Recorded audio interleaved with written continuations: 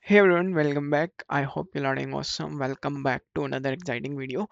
Let me set the context for today's video. So in this video, we'll talk about a new HTTP method which is just dropped, not just like in June 2026. Okay, so let me ask you a quick question. How many HTTP methods can you name?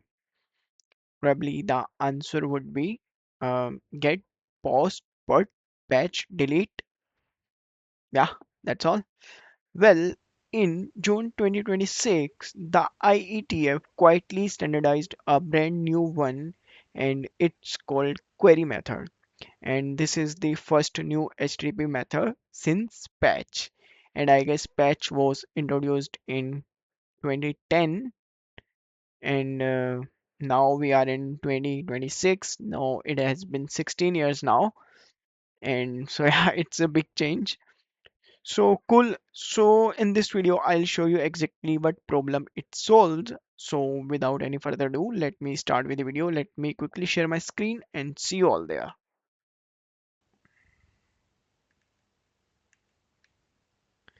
All right, I guess you can see my screen. Let me quick confirm that. Yeah, it's visible. Okay, cool.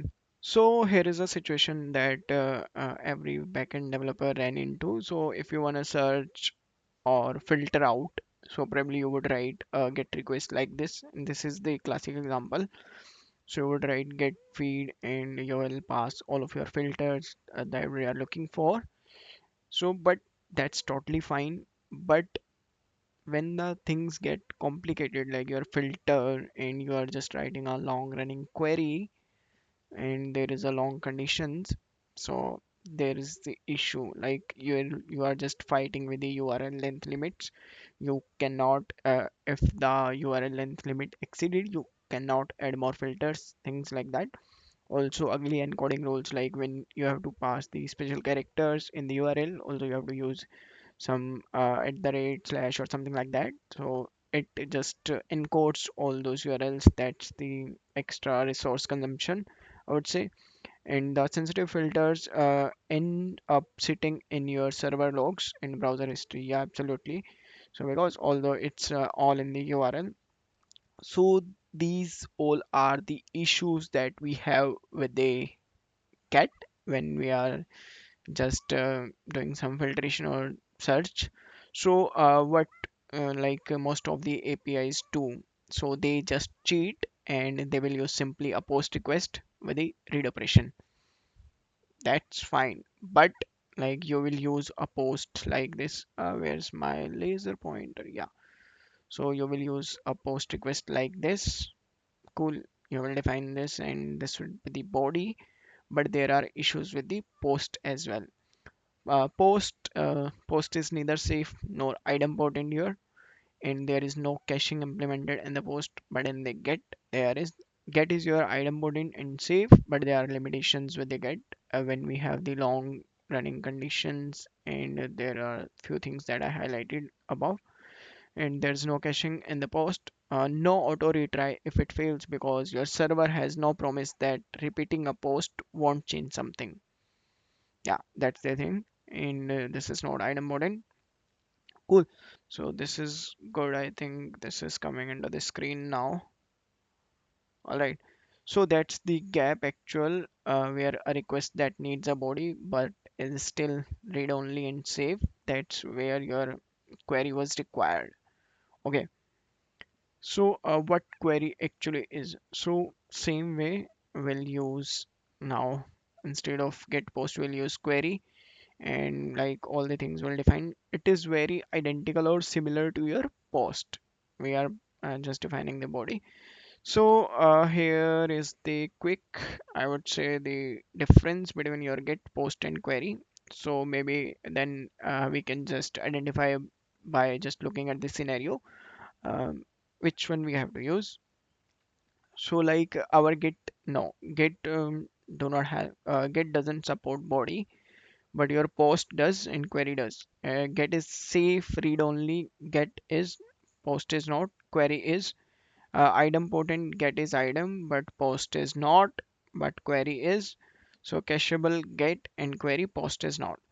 So if you'll observe here, just because of this functionality of a body, we were using as an alternative post for performing the get and read only operations. But now the query has been introduced by RFC. So like these all like body, read only, idempotent and cacheable, all these has been supported by your query. So yeah. So there is one reality check, like no browser, like as this is the brand new, so major browser do not have support for this, and your framework support is still catching up. So do not write your production APIs tonight. Cool. But like HTTP request is just like very small thing, so we can just write and validate on our local by using, I'll show you how you can validate that, like the browser is not supporting. So all right, I think this is the time for code. I have prepared one code and afterward we'll see when to actually use it. All right, so let me show you one example. So yeah, so here is the code. As you can see, I have one app.cs. Yeah, we'll just use one single file. I think you are familiar with how we can validate just with a one file. So if you don't know like how I'm just running in this one file, so I have a video. It may be somewhere just popping up on the screen. Also, I'll attach the link of the video in the description. So I have not done, so I haven't done anything fancy here, just a builder and one method with the new, and this is just a simple method. And so we won't run this, but I do have one with the filters as well. So this is just a simple, I'm giving you the context. So let me quickly show you, this is the one. All right, cool. So this is the same builder and everything. Here I have one products list where I have these products with the category and the price and all the things. Like this is the product filter. I have class, category, minimum price, max price, tags, and sort by. So how I am just running this. Cool, I have this record as well. Perfect. So here is our product search, and this is the query. And here I'm just performing. I have applied all the filters. Cool. And here we are just returning our content and just serializing and also. But how we'll run this if this is not supported by your browser? So let me quickly, I am in this terminal, so let me run this, just a sec. .NET run filters example.cs, our application is running on 5000, so we'll simply go here. So this is the curl. Yeah, we'll validate using curl. So curl, we are using query here. All right, so let me hit enter here. Boom, we are getting the result. So as we just parsed, like we're looking for category electronics, max price would 900 and tag sale, then this sort by this, and we got two count where the laptop category is electronics, price range is maximum would be this, and it's a sale and featured category electronic, price maximum this sale. Yeah, so this is running. So but like as I mentioned, this is not supported by at the moment for your major browsers because it's not rolled out yet, but very soon it will be. As but yeah, something which has confirmed, it will be there very soon. So don't try to just rewrite your every production API tonight. Also, I'll attach the article link as well. Let me show you if I have the article. Cool. As you can see here, this is the article. I'll also attach the link of this article. You can explore more here. And yeah, cool. So this is the article here. Also, when to actually use it. So this was left. So just remember, this is the quick rule of thumb. Like get is simple, low parameter filters, maximum cacheability. When we have low parameters or filters, just as we are going in today's world with the get. Post anything that changes state, like creating, updating, or deleting. Like whenever you are changing the state, just go with the post as we are going. Now query.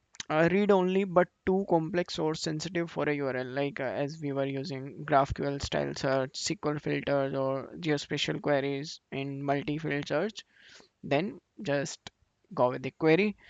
Also, this is important. It's not a get replacement. It's just targeted for one specific pain point. So that just where we're parsing the long parameters and filters, like for those scenarios. Now we have query. So yeah, that's all for this video. I hope you found this video helpful or useful. If so, then don't forget to like, subscribe, or share. So tell me in the comments, have you tried this or how you think about this? So yeah, that's all. Wanna stay home, not even drink. Wanna get out of my own head. Wanna lay down, overthink. I wanna cry every tear I got.